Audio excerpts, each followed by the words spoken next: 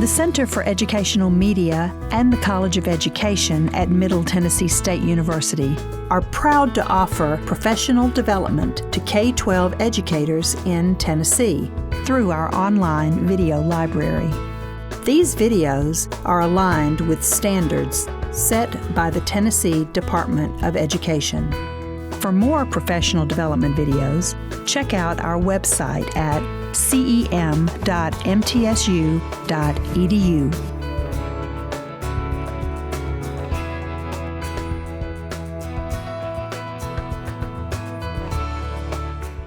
So for our final session today, we will hear from Dr. Chloe Walters on working with older students who are long-term English learners.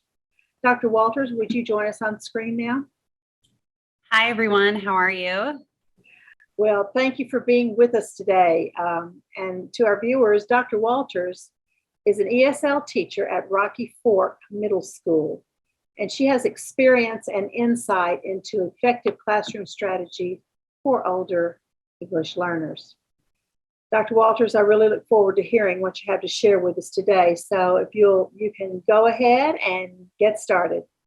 All right. Thank you so much for that very kind introduction. And thank you all for your time and attention today. It is an honor to share this space with such powerhouses in education as the women who presented before me. And I'm really excited to talk to you today. Just a reminder, if you have any questions along the way, please jot them down. You can put them right in the chat or add them in the chat at the end. And if you think of anything after the fact, we can share contact information. I'd be happy to talk to you.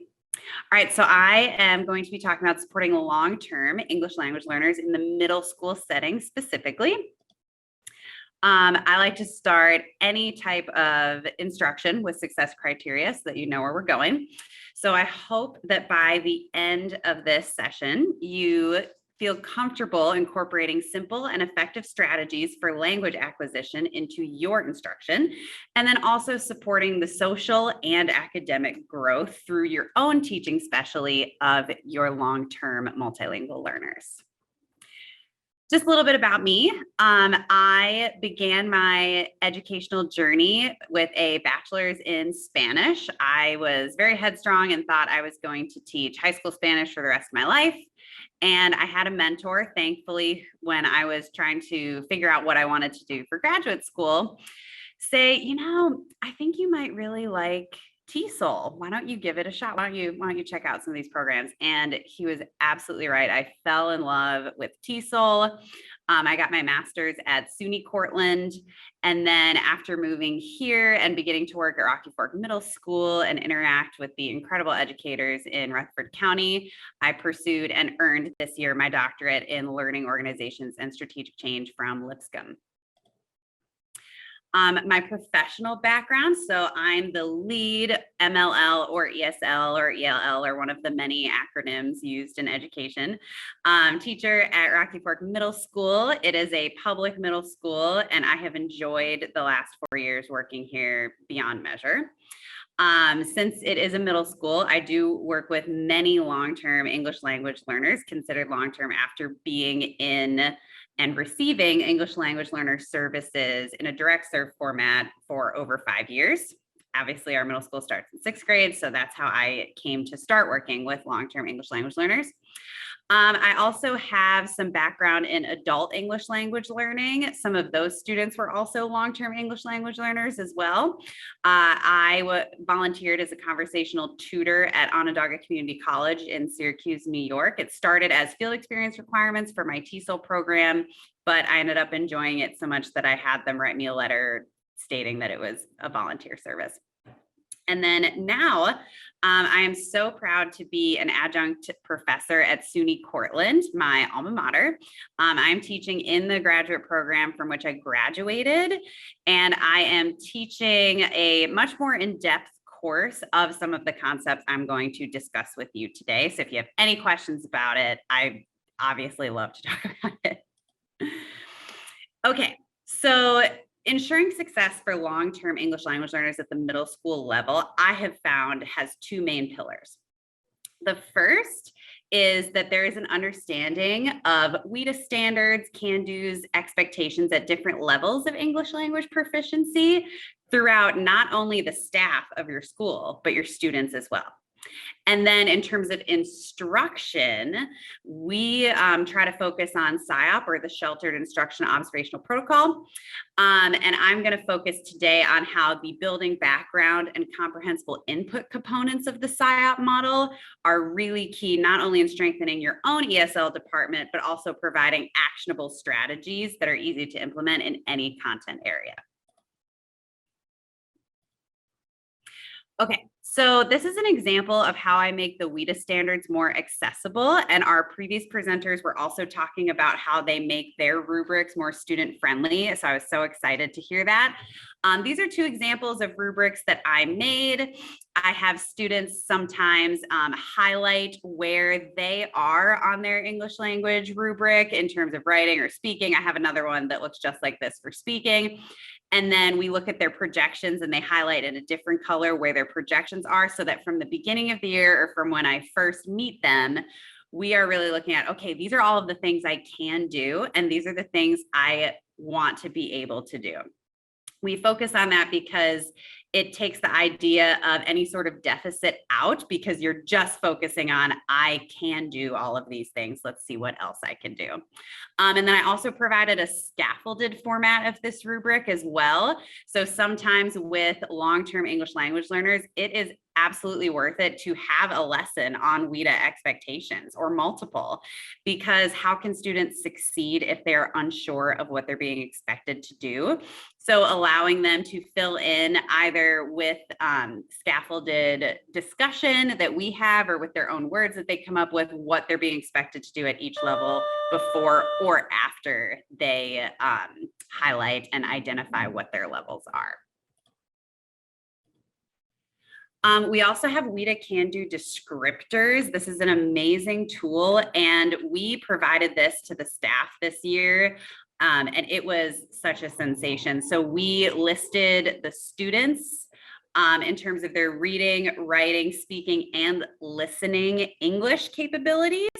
And we made it very clear that these are their capabilities in English. They already possess strong capabilities in another language, so they're actually pretty much the geniuses of our school if they're able to accomplish all of it. Again, we really try to move away from any sort of deficit discussion, and we focus on what the students are capable of. So we list the students, we distribute it to the staff, we meet with them one-on-one or in their PLCs.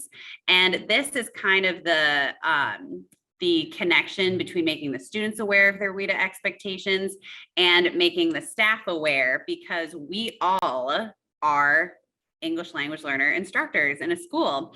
And when they take that test in February, if the whole staff is not on board and supporting these students, it is not going to turn out very well, and it's not going to serve the students. Another way that we inform our staff is we try to do an in-depth discussion and demonstration of the ILP process, or the Individualized Learning Plan process, at the beginning of the year. We found a couple years ago that just sending teachers this multi-page packet with all of this information just doesn't really turn out very well in terms of expanding knowledge of our students, but also garnering motivation to learn more. So we have broken it down using that can-do slide that I just showed you previously, and highlighting, okay, with the system, you will get this full report, but these are the highlights of what you need to know. And so we look at their projected performance level, and then they can go back to their can-do sheet and say, okay, this student is here, but they're supposed to be at this 4 level. What can I do to help get them there? Or what can I start to expect from them in my classroom that will get them there?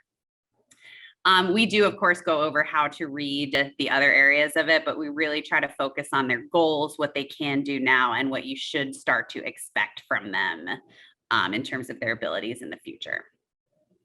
Okay, so once we have gotten teachers comfortable with WIDA access, once we've gotten the students comfortable with their expectations, we, of course, in our classes are providing students with strategies for how to reach them. But we realize that people don't always provide content educators with these same strategies as well. And in a middle school, content educators will have newcomer English language learners, intermediate English language learners, and long-term English language learners, and transitional students all in the same science class. So after getting some feedback from our teachers about what they needed, basically the consensus was that just one tool that was an actionable item that didn't cause any real changes to curriculum, as that would be just yet another thing on the teacher's plate, something that teachers could do every day to support students that would weave naturally into their own instructional practices. So we came up with this. This is a trifold pamphlet that I delivered at a professional development earlier this year and last year. And it literally goes through general expectations of abilities for interacting with newcomer English language learners and trying to get them a little bit more comfortable in your class, learn how they participate and how they like to demonstrate their knowledge. They might be really quiet, but they might be really comfortable with pointing to things on the board, or they might want to talk and the conversation is so good in their head, but they just get nervous to say it. So establishing that routine with them, using the same slide format each day so that they can get comfortable with what is expected of them. They need to look at the board. They need to go get their laptop. They need to open to their bell work. Routine is huge for newcomer English language learners. And it is very helpful to understand that when you jump to the long-term English language learner side, because we have found that partnerships between these two students, the long-term English language learner and the newcomer English language learner, helps in a number of ways. So if you're supporting the long-term English language learner by asking for more specifics, asking for them to elaborate, asking students to use complete sentences and complete paragraphs, will not only help them grow, but it models among their peers what the eventual expectation will be for those newcomer and intermediate students. So we have had a lot of success with this. We also had a lot of success with encouraging teachers to partner those students together, because when a long-term English language learner has to help a newcomer or an intermediate student that has less English proficiency than they do reach some of those standards, it helps them get more comfortable with them. But then when they see these students starting to surpass and get closer to their abilities, it is very motivating for them to want to do more or work a little bit more intently on certain skills. And again, if you have any questions about this or would like a copy of this, please just drop it in the chat. Okay, so now getting into the SIAP. So we talked mostly about how to get the whole school as a team comfortable with what is expected of us in WIDA, which will help all of the students who are receiving direct services, but is specifically designed to help those long-term English learners, which many students are by the time they get to middle school. So then when we look at actual instructional strategies, I love the second and third components of SIOP, which is building background, where you access and activate prior learning and prior experiences of the students before you introduce the key vocabulary that will carry you through a whole lesson, a whole unit, what have you. Combining that with comprehensible input strategies, which is like that scaffolded rubric I showed you, different chunking of academic tasks, specific techniques, appropriate rate of speech, even just encouraging a teacher to be mindful of their rate of speech.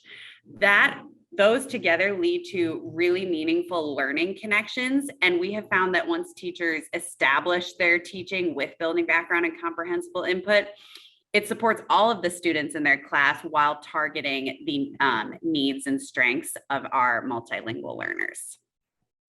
Okay, so building background. Often these three parts of building background can overlap with each other, and presenting it that way to content educators in your school, if you are trying to provide strategies that you know work in your classroom, but you're trying to convince, say, the 8th grade US history teacher down the hall who is coming to you and saying, I really want to make sure I'm reaching these kids. What can I do?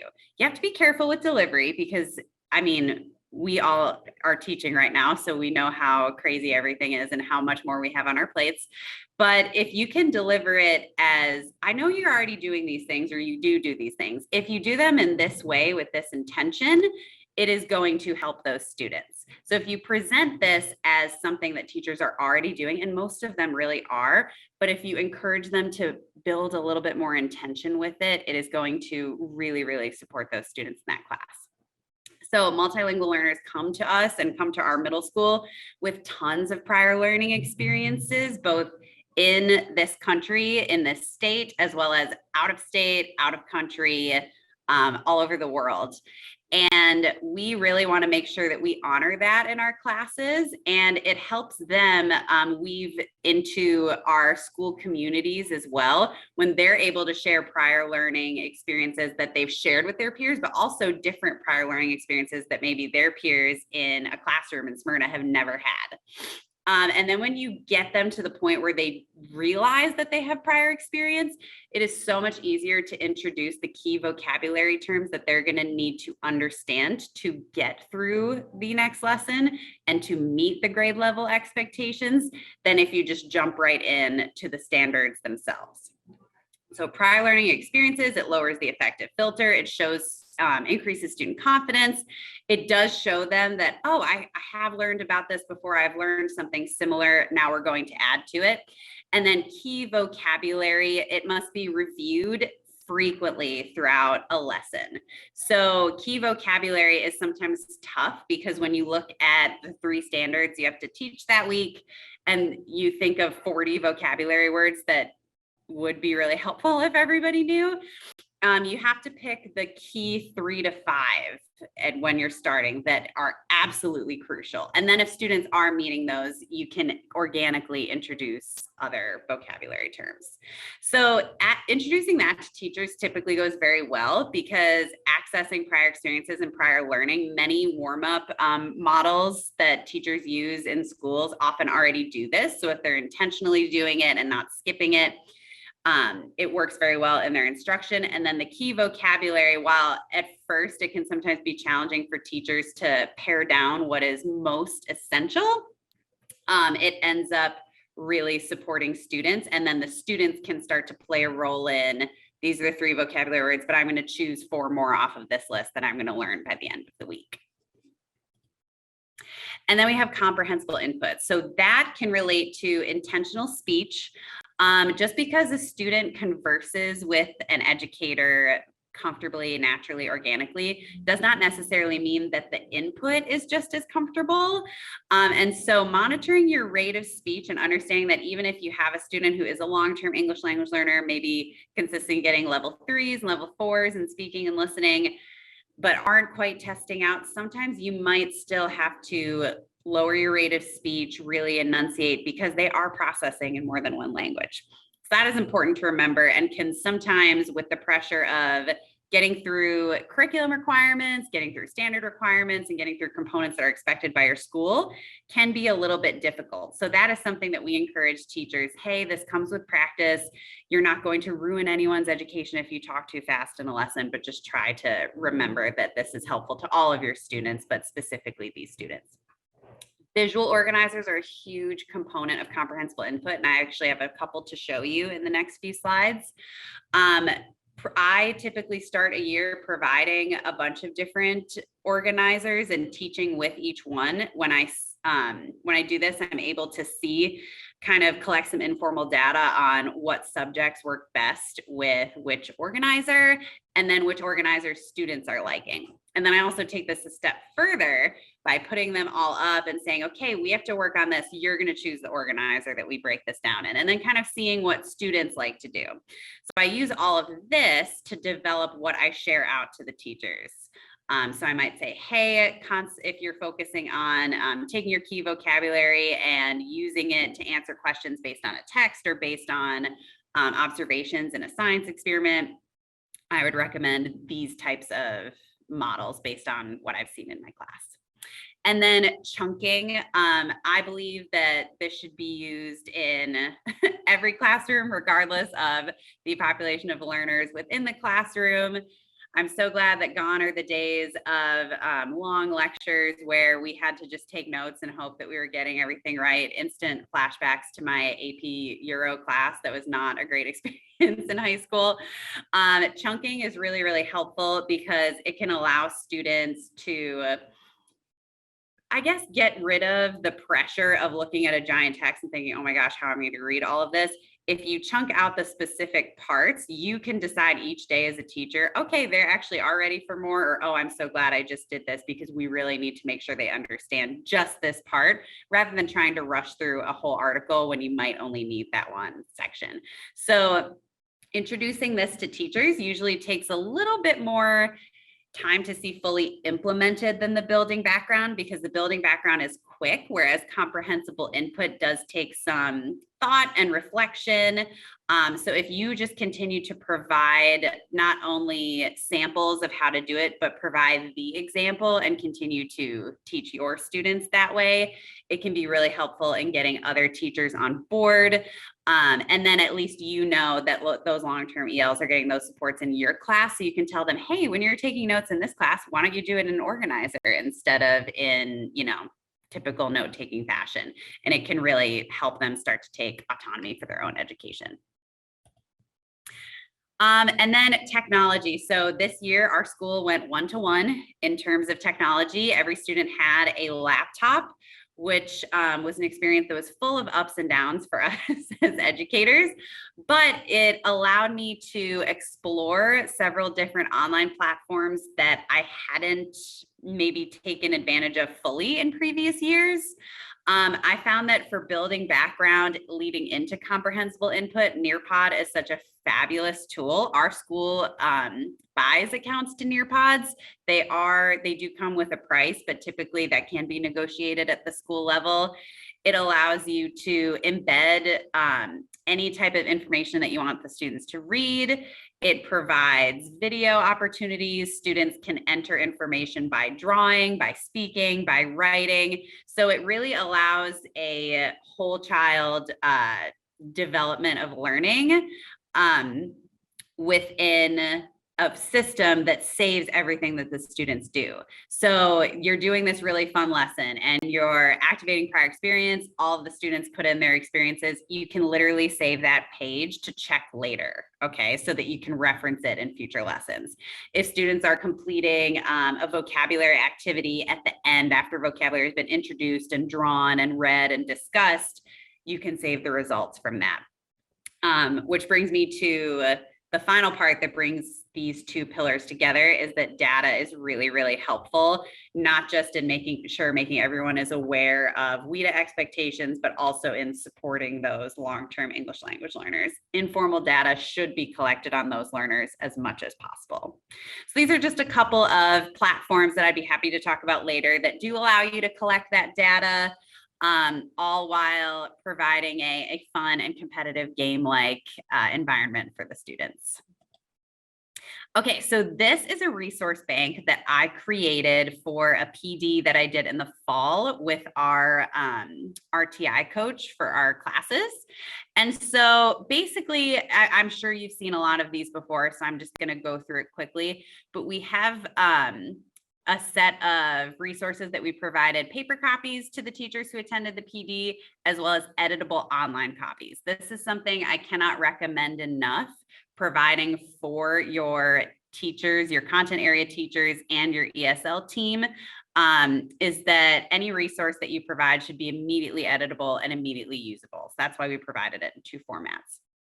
So in terms of introducing key vocabulary, different variations of the Freyer model, concept maps are great for activating prior knowledge, and then they're also great for accessing, okay, kind of like a new way to do KWL. On the bottom of this one, you can show what you already know, and on the top, you can show what you want to learn about something. If we have read an article and you put the main idea of the article, they have to find the supporting details and sort them in there. So they're still writing in complete sentences, they're still thinking critically, they're using visuals, but it might not be writing it on a piece of loose leaf paper and handing it in, which sometimes can cause students quite a good deal of stress. Another example of a concept map, they can be simple. They don't have to be these fancy formatted things. You can literally draw one on your board. And so that's why I think these are so helpful, is because they do bridge the gap between building background and comprehensible input. And you can create one literally out of thin air. Link up. This is a really fun activity that can be adapted in a million different ways for a million different students.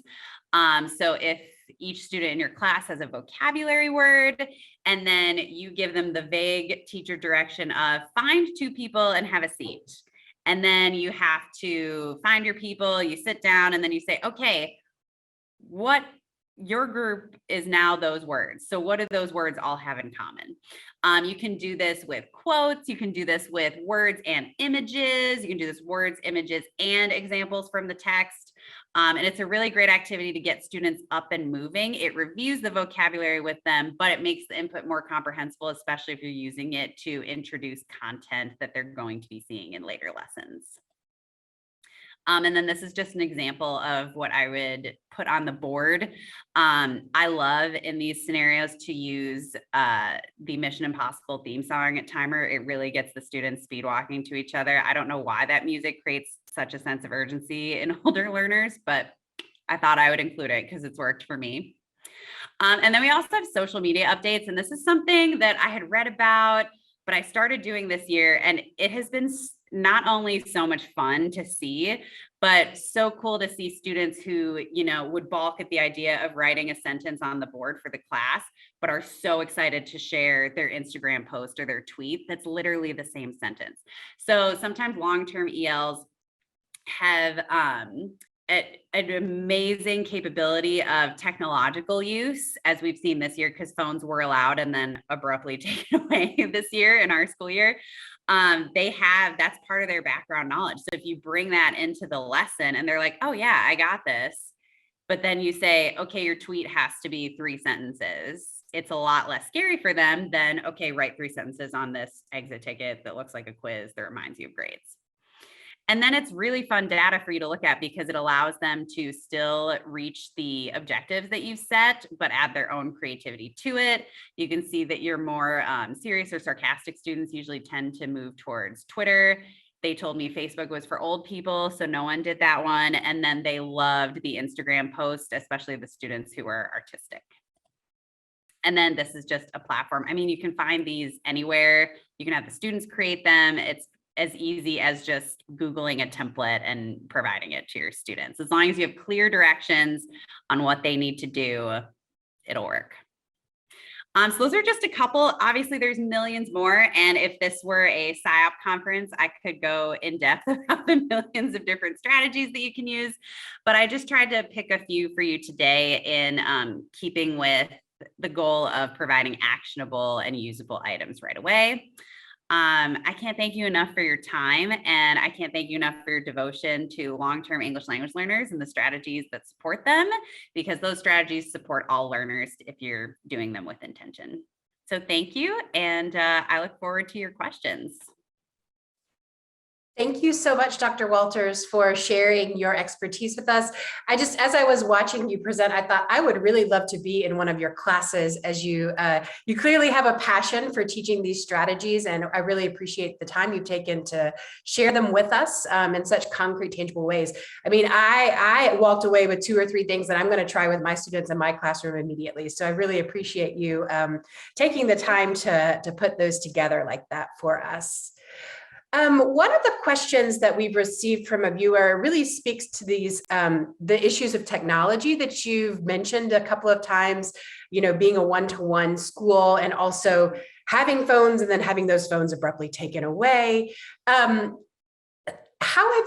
has your experience of incorporating these out of school, you know, technology texts, how has it been helpful and how has it interfered? What are sort of the affordances, pros and cons of using technology with long-term English learners? That's a great question. So anytime something new is introduced into my classes, whether I'm choosing to introduce it or it's a district initiative, I try to figure out the clearest way to communicate the expectations that are going to be placed upon the students for using that new instructional strategy, technology, what have you. So typically, if something new is being introduced like technology, this year, we had a lot of school-wide discussions about appropriate technology, but we also came up with our own technology expectations within our classrooms. So for example, I told students that, I was going to trust them until they proved to me that they were not going to be trusted with these things. So for example, we have a program where we can check the students' screens to make sure they're on task. But I told them, I'm not going to use that as long as you support me. So providing expectations, telling them, hey, this is not just to spy on you. This is not to try to control you. We are trying to help you use the technology in the best way that you can. And are there students who make mistakes? Absolutely. There's adults who make mistakes with the technology, but communicating and then revisiting those expectations. Anytime we had a break, anytime we had a long weekend, I would come back to those technological expectations. So that said, I don't have a lot of cons in terms of introducing technology into my classes. I was very proud of how my students handled it, especially since many of them, this was the first device that they ever had that was theirs, that was like a computer and not a handheld tablet or phone.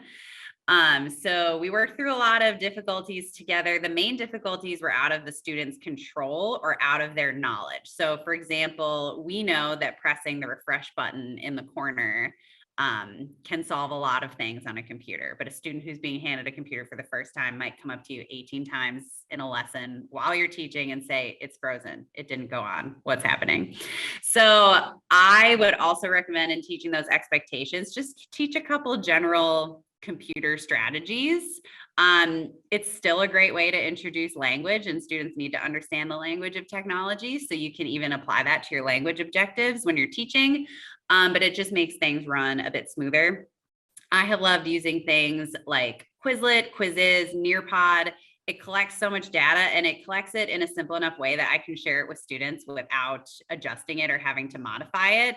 It can show them, okay, last week, we only got 30% of these vocabulary terms correct, but this week we're up to 55. Like, what does that show you? What's working? So technology has pretty much only supplemented my class in positive ways. And I've really enjoyed, I guess, being pushed to overcome some of my fears about technology, having not grown up with a cell phone in my hand, to really look and see, oh, there's some really great stuff out there to use.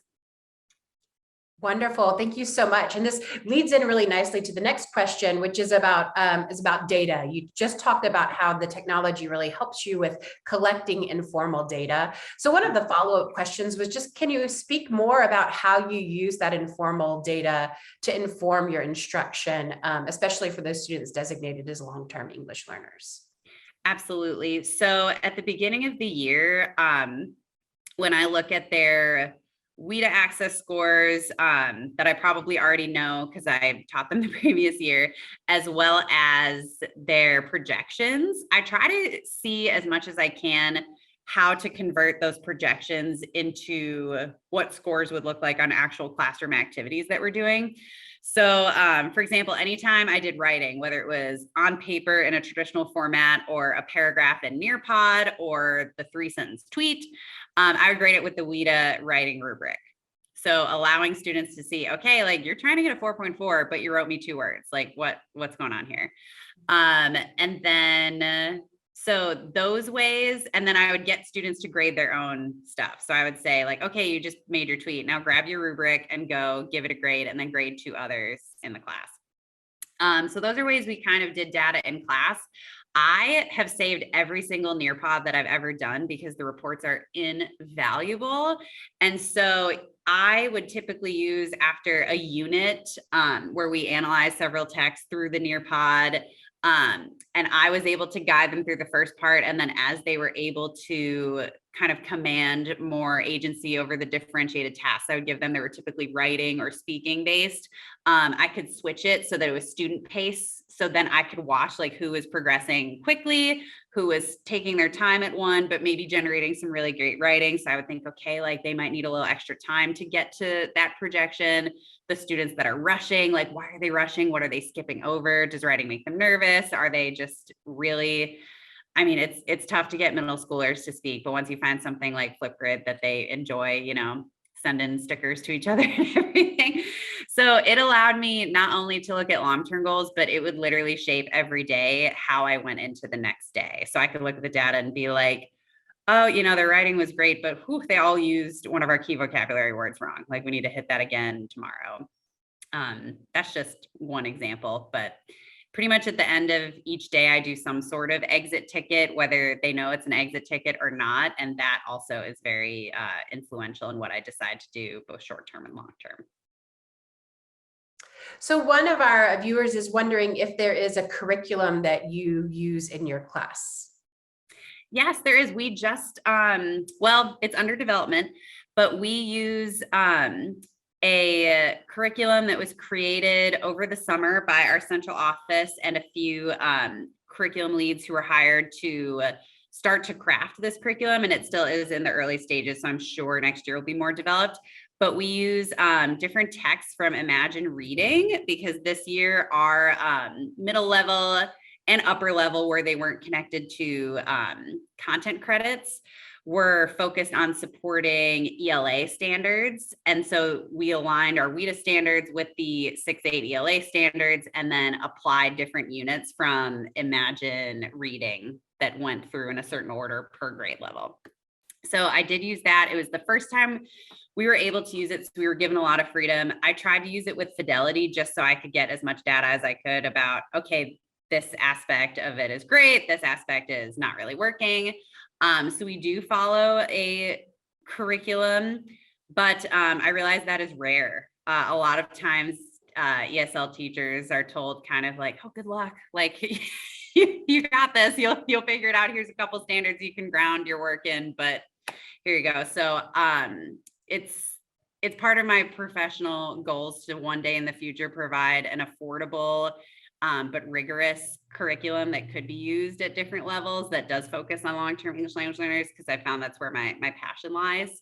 But yeah, like before this year, I didn't have a curriculum, and it's interesting. So do you have any recommended resources for those who maybe don't have a curriculum to accessing some of the tools you recommended, such as visual organizers or other useful tools to help those who don't have a curriculum?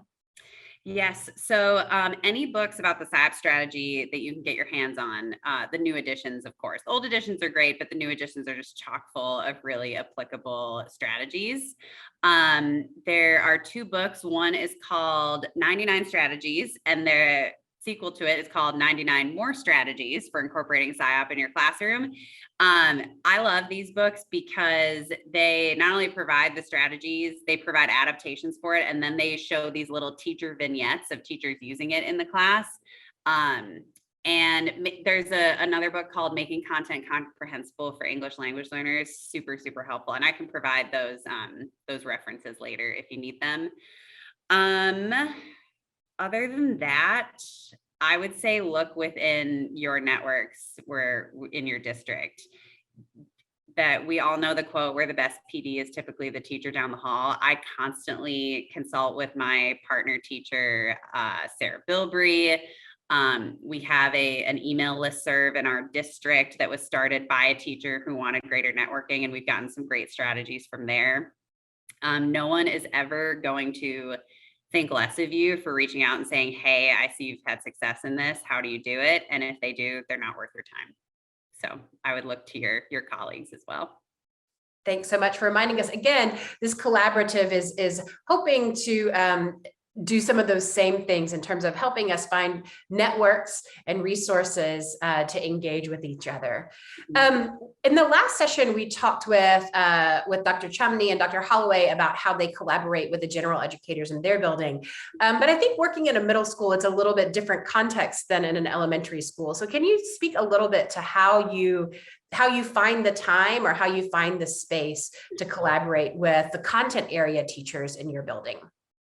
Absolutely. It definitely takes some creativity. When I have a push-in period, I try to make the absolute most of that period by, and I mean, everybody has a different philosophy on how they like to push in. So I'm not saying this is right. This is just how I do it.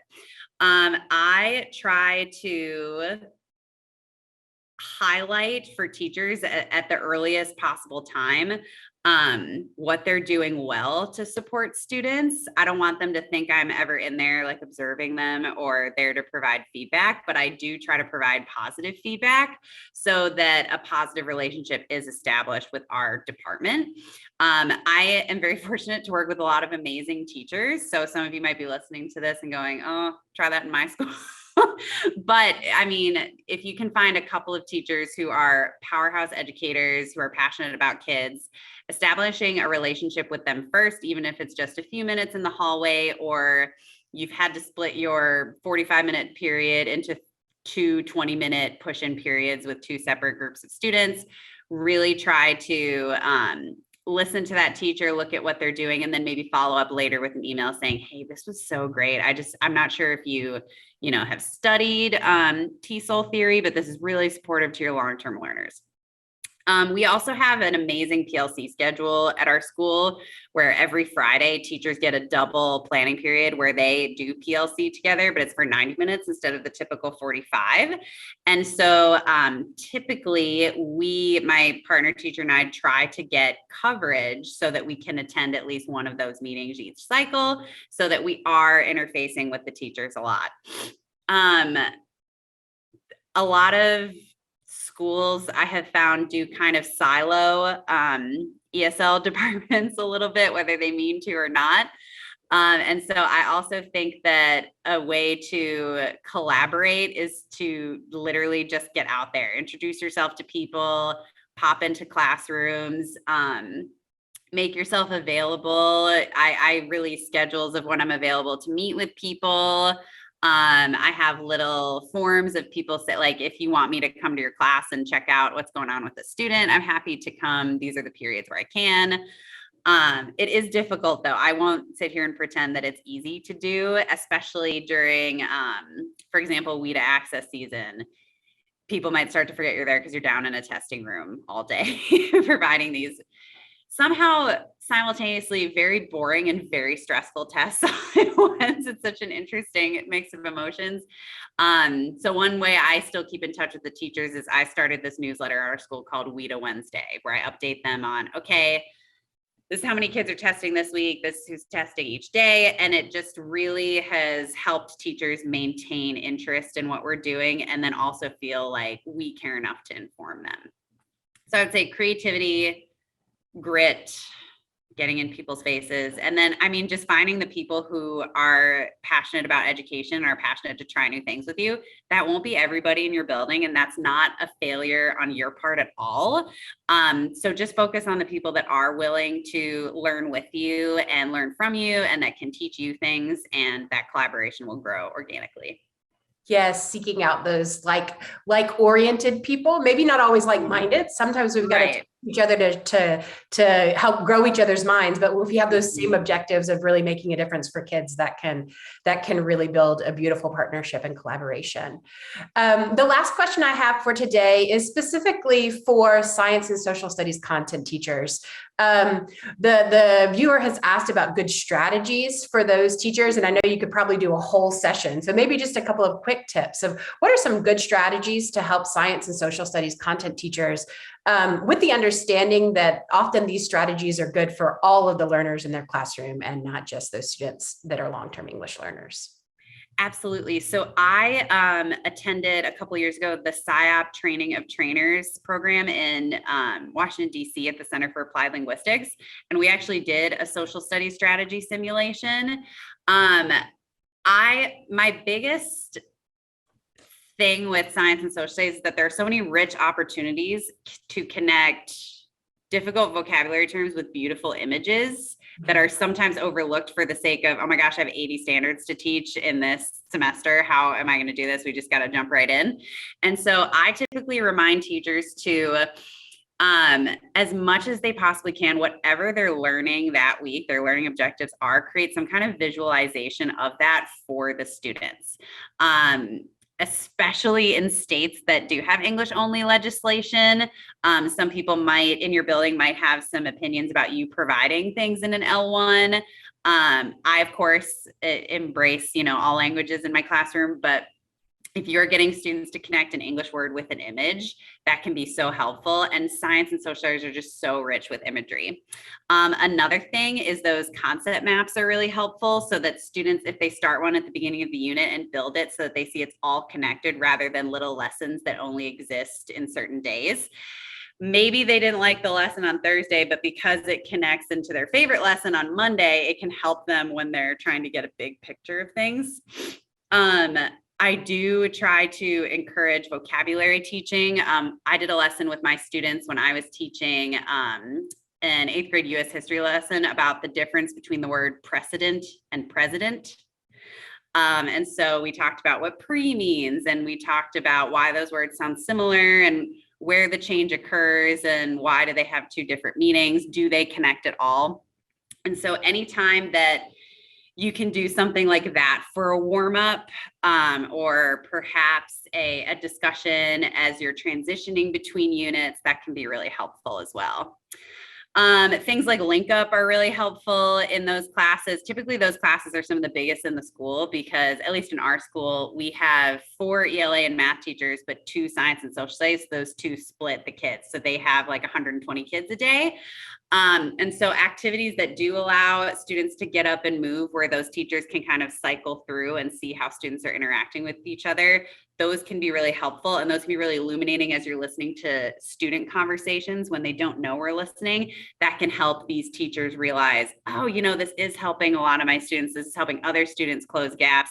And then they can hear, ooh, these students are discussing totally the wrong thing. This is what I'll hit again tomorrow.